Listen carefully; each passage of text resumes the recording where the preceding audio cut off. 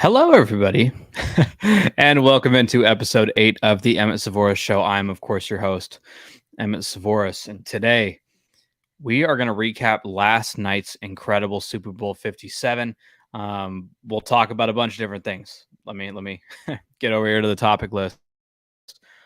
The Kansas City Chiefs are obviously Super Bowl 57 champions, their second championship in 4 years. I'm going to talk about my takeaways from Super Bowl 57. Of course, we're going to touch on the holding call controversy on James Bradbury. We'll talk about when the Chiefs are finally going to get stop being disrespected, and then we'll cap it off with talking about if the Kansas City Chiefs will be the first team to repeat since the early 2000s Patriots. But let's start it.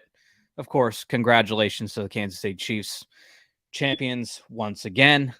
As the title says, the Chiefs are Super Bowl champions again. Patrick Mahomes played incredible. That Chiefs defense in the second half played about as good as you could have hoped from them. So congratulations to the Chiefs. But let's get into some of my takeaways from this game.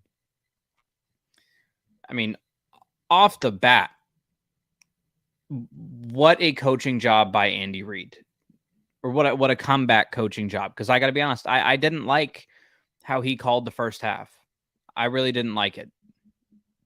Most notably the fourth down decision, or not the fourth down decision, or yes, the fourth down decision to kick the field goal rather than to go for it. And I think that was kind of it all works out. So, it's okay, especially when you wind up winning the Super Bowl. But I think it covered up something that was, I don't want to call it a flaw, but something that wasn't perfect with the Chiefs this season. They didn't go for it super often on fourth down. I was doing a little bit of research. They didn't go for it super often in the regular season last year. Again, 17 games. They only went for it 12 times. Granted, they got it. They got it 9 out of the 12 times. But the only team to go for it less than them was the Saints with Jameis Winston and Andy Dalton. It was shocking, absolutely shocking. And then, I think throughout the playoffs, they were 1 for 1. So, they were 10 for 13. They were incredibly efficient. They were second in the league in the regular season in fourth down conversion percentage. But it was something that was very weird in that first half. Again, I think that when the game is kind of sitting there in the balance like that, you finally have a chance to take control of the game and put the pressure on the Eagles, and you settle for the field goal with a guy in Harrison Butker who hasn't been great as of late. Like, I realize he kicked the game winner, a couple weeks ago against the Cincinnati Bengals, but again, he hasn't been great this year. He's been actually pretty inconsistent. Missed a kick in their overtime game versus Houston. Missed a kick versus the Bengals earlier this year. Missed a kick in the game versus Tennessee. Missed versus Buffalo. Obviously, that was his first game back from injury. He did miss some time with injury. But he didn't have like some all-time great season. Missed a couple of extra points here and there. Field goals. He was about 75%. Granted, he locked that down in the postseason and only had the one miss in the Super Bowl. But it was just kind of a weird coaching decision. But again, Andy Reid bounced back from that. I mean, in the best way possible. Their second half, touchdown, game-winning field goal. They could have had a touchdown if they wanted it. The Eagles didn't stop him in that second half. They couldn't stop him. They couldn't stop Mahomes on a bad leg. Shoot, I mean, the Chiefs are just incredible. They're incredible. I mean, it's hard to, watch this game and come out with any other, takeaway than the Chiefs are just absolutely incredible. We talked about it. We talked about, can the Chiefs do it without Tyreek Hill? Oh, they did it without Tyreek Hill. Are they going to be able to do it when, Mahomes is only going to be taking checkdowns and they're not relying on big plays and, instead of 75-yard touchdowns, they're 75-yard touchdown drives. I mean, how many times do we see that? They were fantastic throughout this entire season. He being Patrick Mahomes, lost Tyreek Hill, and they were better statistically this year. than they were last year. Better. I truly feel he's the only quarterback in football who could have lost a guy as good as Tyreek Hill, probably one of the best yards after catch receivers in all of football, and get better. The only guy that could have done that. Listen, I don't want to say that he had no help because, he had guys like obviously Travis Kelce, the best tight end of all time for me. Juju Smith-Schuster, brought him in on a cheap deal. Signed MVS, although, he only had one target in the Super Bowl, didn't have a catch. Traded for Kadarius Toney, drafted Sky Moore. That running back room of Isaiah Pacheco and Jerick McKinnon is pretty good. Like, neither of them are studs, but Pacheco looked like a beast. McKinnon had a couple of good runs in this game, 4 carries, 34 yards. It's really hard to watch this game and come out with any other takeaway than what the Chiefs did was fantastic. They, I want to say, proved me wrong and proved that they were the better team. I said that, again, I picked the Chiefs, and I picked the Chiefs back in September. But going into this game, I said if you played this game 10 times, I think Philly's probably winning it 7 times and Kansas City's winning it 3. And I also said that I thought this was going to be one of the 3. I changed my mind a little bit on that.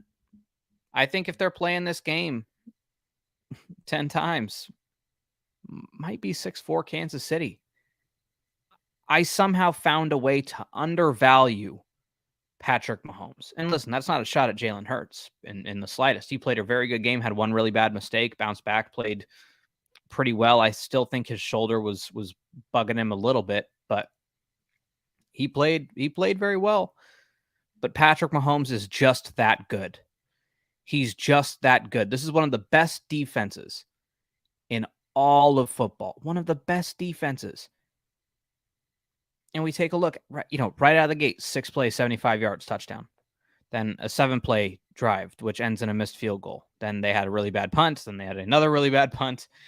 But then in that second half, 10 plays, 75 yards, touchdown. 9 plays, 75 yards, touchdown. Then Kadarius Toney, one of those guys I talked about that they brought. Huge punt return.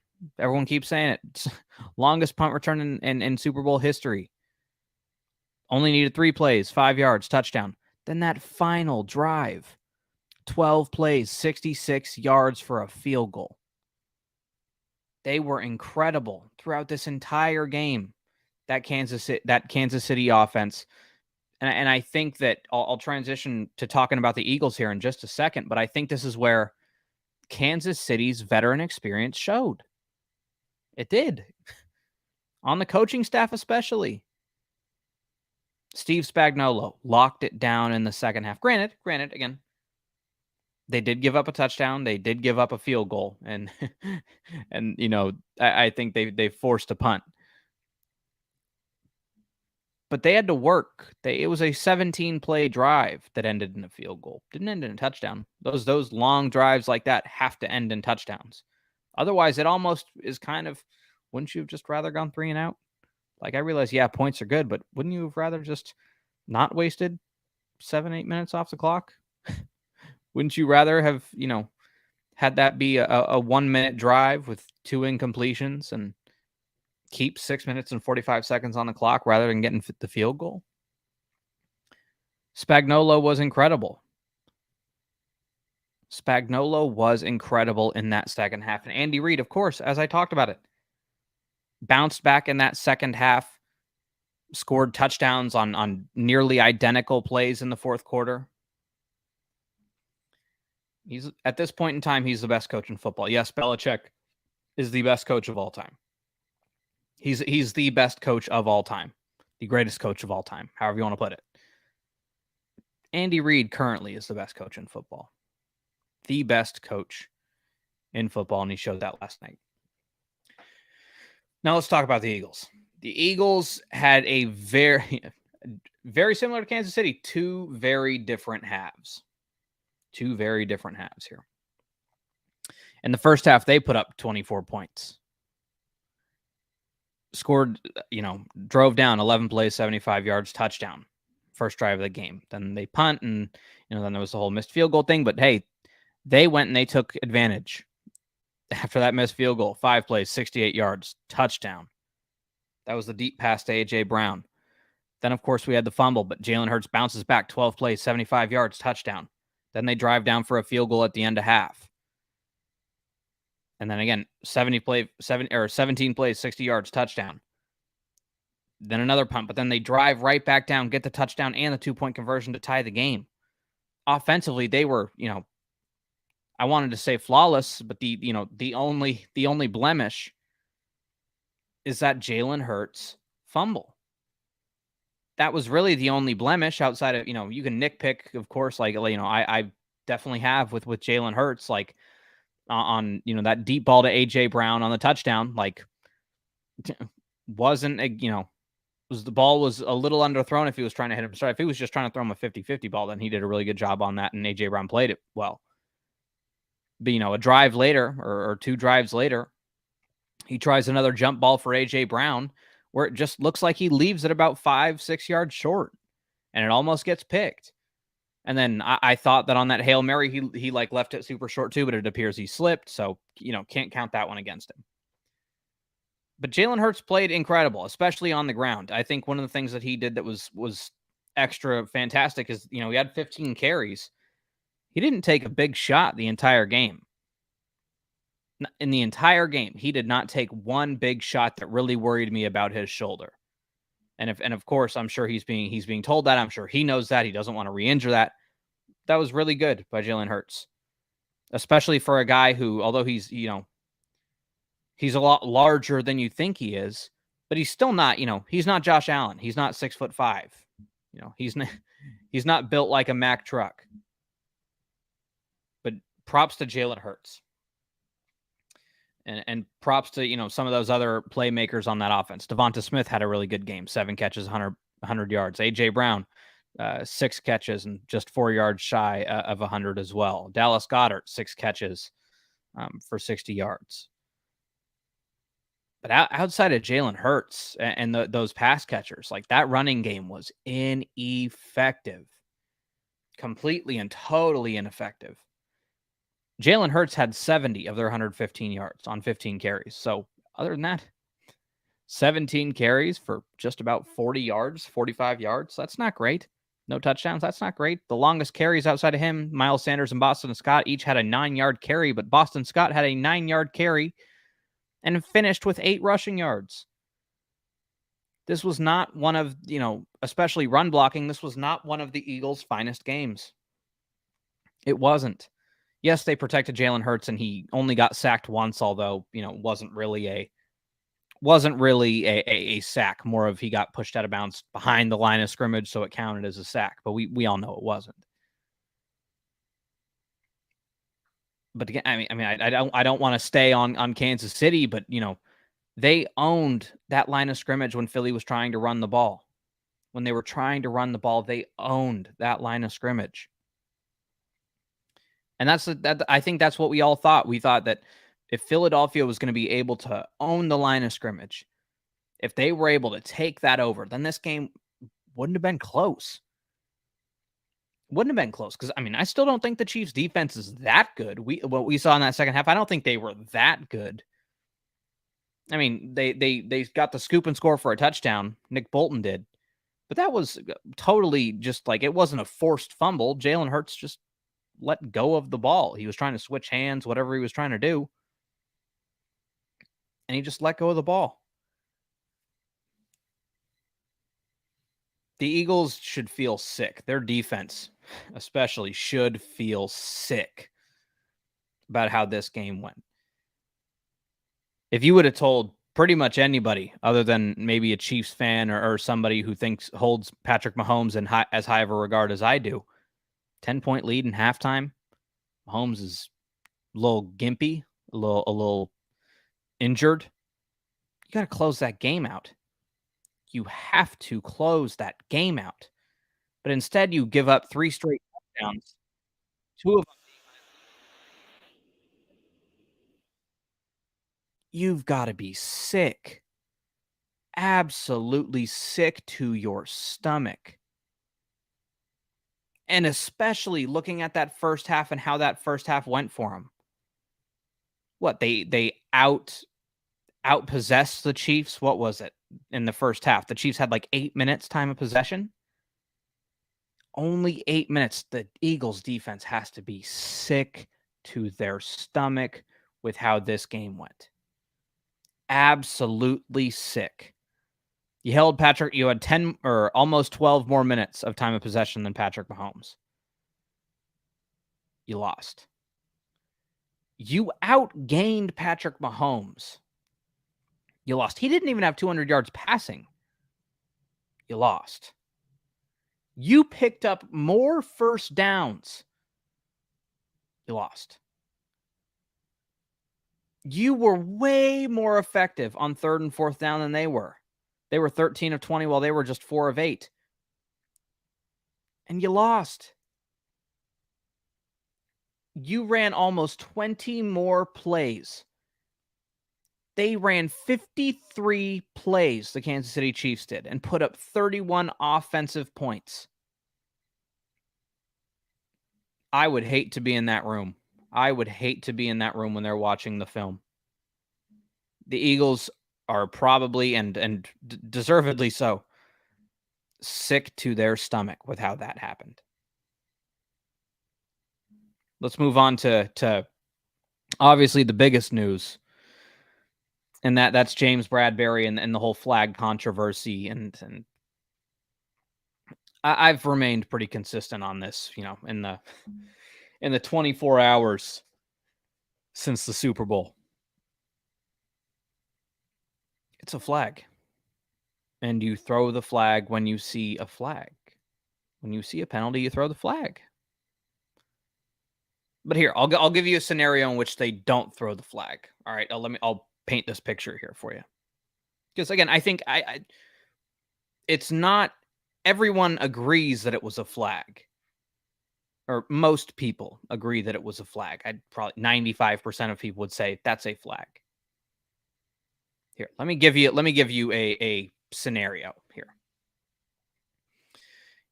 Tie game, late at the end. It's obviously 3rd down. 1 first down practically ends the game, right? They'll be able to pretty much kneel it out and then kick a game-winning field goal if they pick up said first down. Because the opponent, they only have about 1 timeout. Only got 1 timeout. It's about a minute 40, minute 45, minute 48, whatever it was. And then on 3rd down, there's a very obvious flag that doesn't get called. That doesn't get called, right? A very obvious flag that does not get called. And everybody's up in arms. Everybody's up in arms. How do you not call that? In this game, in a game in this magnitude, how do you not call that flag? Now let's rewind a little bit. Situation the same as I described it, obviously. 3rd down. First down practically ends the game. Play on 3rd down. Incomplete pass. There's a very obvious flag. They throw the flag. It's a first down. And now everybody's upset. You cannot throw a flag in that spot. How are you going to throw a flag in that spot? Do we know what these 2 scenarios are? I think it's pretty obvious which one the throwing the flag one was, right? That was last night. And, and everybody's up in arms. How do you throw that flag? How do you throw that flag? We cannot let the officials decide this game. It's got to be the players who decide this game. How did not having the officials do their job, how did that go in the 2018 NFC Championship game? How'd that one go? That was the other one. The 2018 NFC Championship game where the Saints had 3rd and 10 inside their own red zone, minute 45 after the play. The Rams only had 1 timeout, so if the Saints picked up a first down, if it was via penalty, they would practically be able to, run the clock out, kick a field goal as time is close to expiring, right? As it's close, Very similar to what we saw last night, except for last night, there was actually a couple more seconds left on the clock for the Eagles. So the Rams and Saints game, that one, it would have, pretty much ended the game. What, the Eagles got the ball back with 8 seconds before the kickoff and 4 seconds after? Let's just do the basic math. Let's say the Saints do exactly what the Kansas City Chiefs do. But let's instead of squibbing it, let's just say they kick it out of the back of the end zone. 5 seconds is what the Rams would have had. We can't play both sides of this. We can't. Oh, but that one was way more egregious. That one, the one in the Saints-Rams game, was way more egregious. Was it a penalty or not? Because I don't remember the NFL rule that says, like, depending on how egregious it is when we call it. Either you call it, it's a very, stuff like this is very black and white. Is it a penalty? Okay, throw the flag. Is it not a penalty? Don't throw the flag. Let's let the players decide the game. Well, the players did decide the game last night. They did. Juju Smith-Schuster was going to beat James Bradberry, so James Bradberry held. James Bradberry admitted that he held, and so the Chiefs got the first down because of the penalty. Let the players decide the games. They did. They did. They did. We can't do this thing where every time the officials either throw the flag or don't throw the flag, we're all up in arms. Right? If it's a penalty and they throw the flag, yeah, that's how that works. That's how that works. We're upset that the officials did their job. Well, I mean, let's rewind. Let's go talk a little bit of NBA. Shannon Sharp said this earlier today. LeBron James was fouled in that Celtics game, and we're all up in arms. How are you not calling that? Because it's a foul. And what, less than a week and a half or 2 weeks later, we want them to turn a blind eye to a foul because you can't call that right now. You can't call that right now. What are we talking about? These scenarios, the Chiefs-Eagles Super Bowl and the Rams-Saints NFC Championship, they're very similar. They're very similar. The only difference is that the Eagles actually had more time on the clock. The Eagles actually had more time on the clock. The Rams and the Eagles in this situation, they both had a timeout. They both had just around a minute. I think the Rams had a minute 45 left on the clock, whereas the Eagles had a minute 48 left on the clock.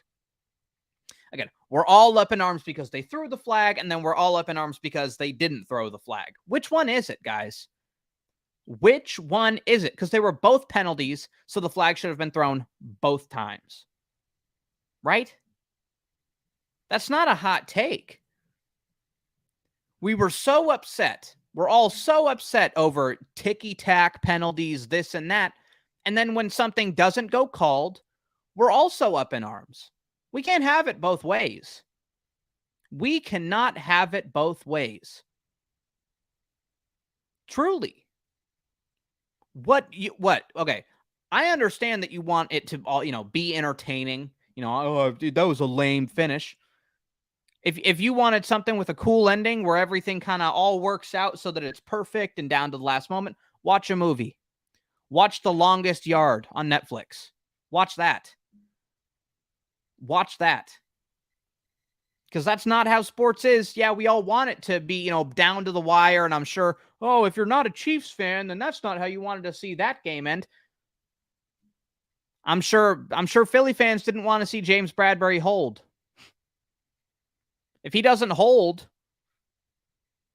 then we're looking at a completely different game, aren't we?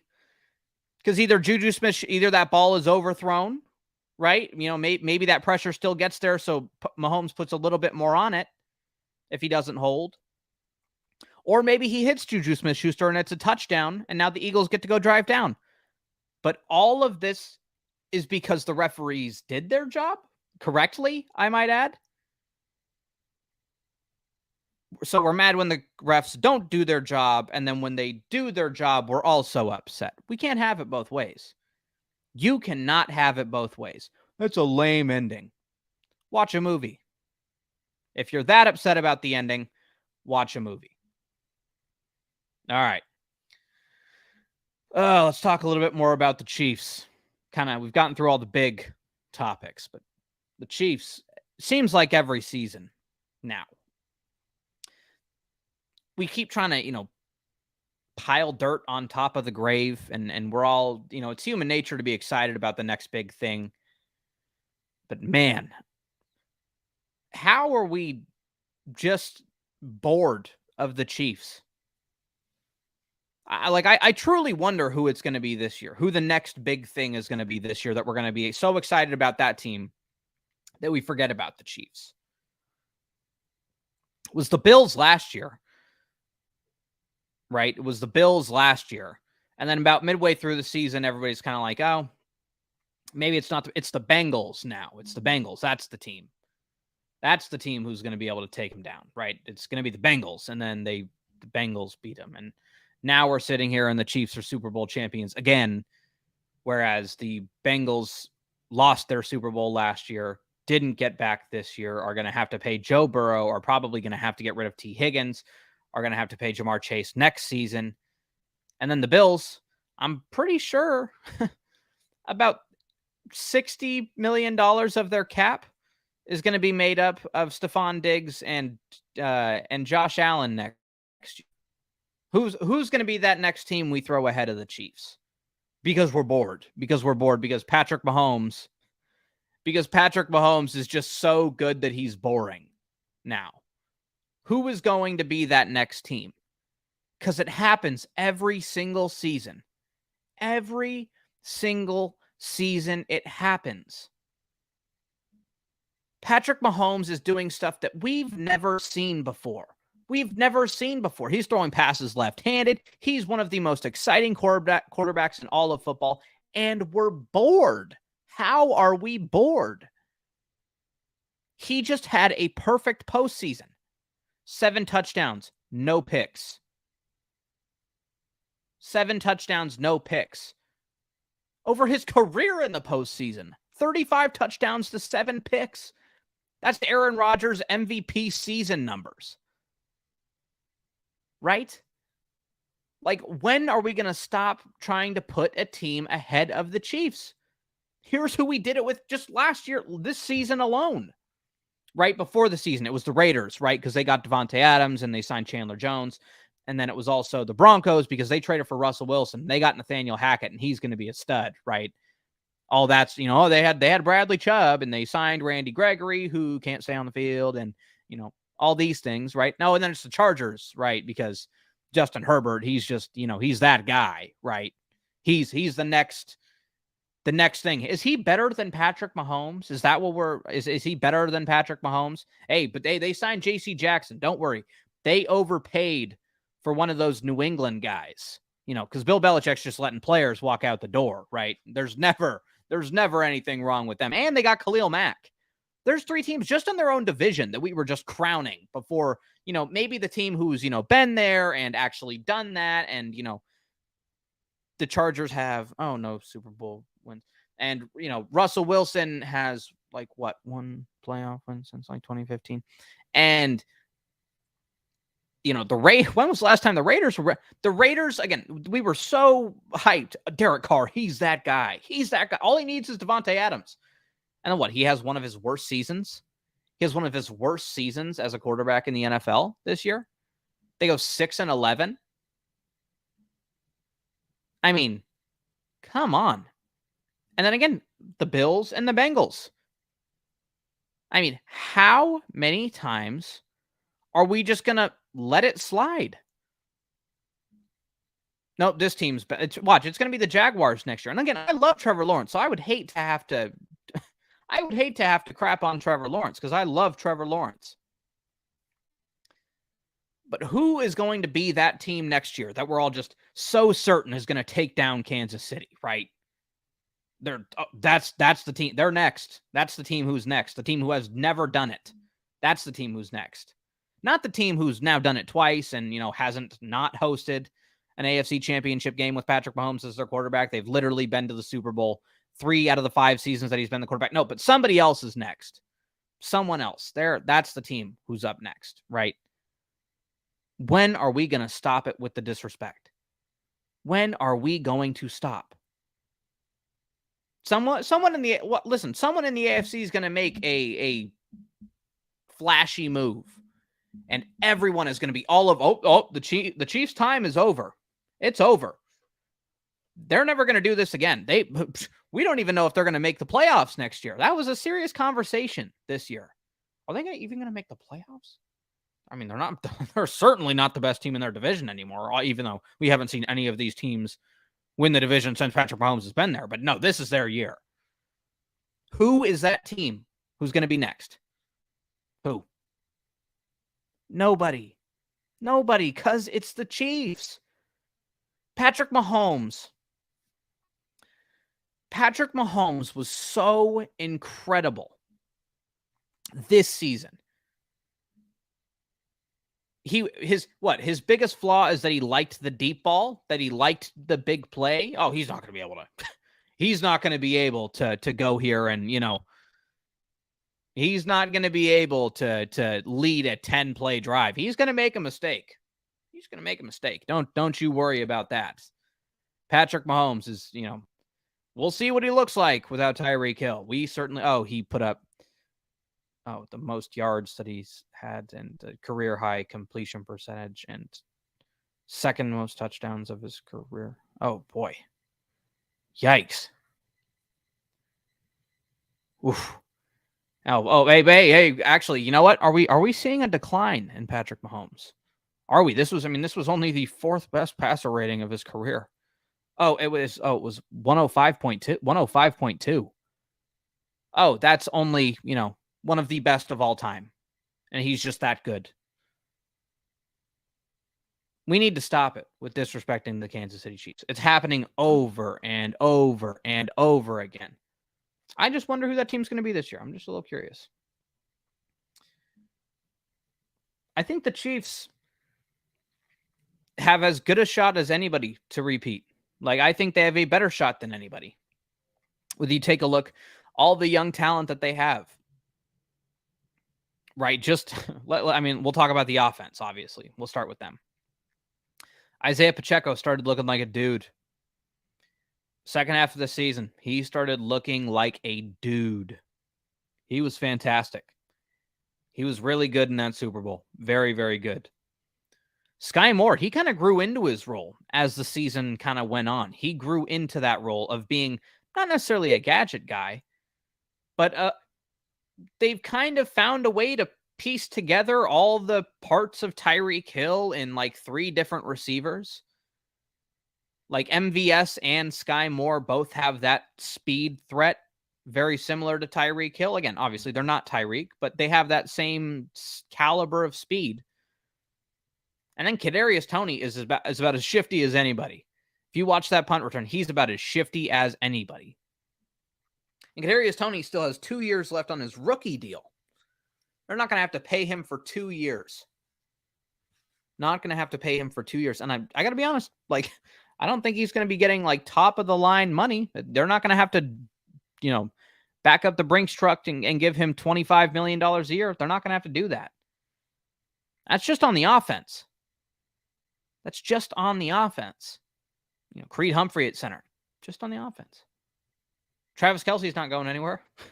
Maybe in a couple of years we can have that conversation, but he's not. He's coming back this next season for sure. Probably the season after that too, and the season after that. At least 3 more years out of him. Then you go on that defense. And that defense is young. So extremely young. Just taking a look, obviously Trent McDuffie, Jalen Watson at cornerback. L'Jarius Sneed, he's more of a veteran guy because he's been there the longest, but he only got drafted in 2020. Juan Thornhill, 2019. These guys are young. Granted, some of them are going to be coming out for contracts. Some of them are. That's how it works. Oh, but the Chiefs are top half of the league in cap space. top half of the league in cap space, and they're the best team. Maybe they're not the best on paper, but we just saw that they were the best team. In the biggest moments, they played the best team ball. They played complementary football. They were opportunistic. And I don't see any reason that changes next season. There's no reason to think that changes next season. If anything, they're going to be better next year. They are going to be better next season because all of these guys, all of these rookies, George Karlaftis, Brian Cook, Trent McDuffie, Jalen Watson, all of these guys got meaningful snaps this year. Meaningful snaps, starting snaps. They all got meaningful snaps this year. They're going to get better. They're going to get better. Not even mentioning the offensive guys. Like, they are going to be a better team, and they're going to have the cap space to go out and get somebody. I'm sure they'll start restructuring Mahomes' contract and clear up some cap space, and they'll be right back here next year. I think they'll repeat. I think they'll be the first team since the early 2000s Patriots to repeat. Because who's stopping them? Who is stopping them? If we played that game again, let's start it all the way back over. Patrick Mahomes is healthy. If we play that game again, do we really think it's going to go any other way? Do we really think it's going to go any other way? I'm going to put my faith, personally, in the team with the veterans at head coach, at quarterback, at coordinator positions, the people who have been there and done that, like the Chiefs have. That's who I'm going to put my trust into. I think they'll repeat. I think they'll repeat. And I don't want to say it's not going to be close because, again, like, teams like the Eagles have a fantastic roster. And again, they have the 10th overall pick in the draft. Like, the Eagles are going to get better next year too. Like, Jalen Hurts, this will be the third year in the system. It'll be his second year with A.J. Brown, third year with Devonta Smith, obviously. They'll get better too. But I don't see them being able to beat the Chiefs. I don't see it. Again, we'll let the offseason play out, and this isn't an official prediction for next year, of course. It's not an official, because who knows, Travis Kelce hangs up the cleats, maybe I'll start having some questions, right? Don't think it's going to happen, but I'll wait for the official prediction. I'll wait for the draft. I'll wait for free agency, But I think they have about as good of a chance, truly, as anybody does. Woo. There we go. Feels good to be back in the seat. Feels good to be back in the seat. I'm working on getting my podcast set up, finally done. Paycheck hits in about 24-ish hours. And then I get to redo, my area here. But expect a lot more content. Hopefully. Expect a lot more content. As always, you can find me at Emmitt J. Sevores on Instagram and Twitter, at the Emmitt Sevores Show on Instagram, at the ES Show on Twitter. If you want to hear me talk about a certain topic, please let me know, and I will try to get it on the show. I'll be talking, of course, later this week. I'll try to, get some more follow up with the Super Bowl. I'll try to go over all the head coaching hires. I'll start my off-season series. All that stuff. Of course, I'm going to be doing my draft spectacular. So look forward to all that stuff. Just because it's the NFL's off season doesn't mean it's going to be an off season for me. I'm going to be better than I was last year. Thank you guys for tuning in, and I will see you next time.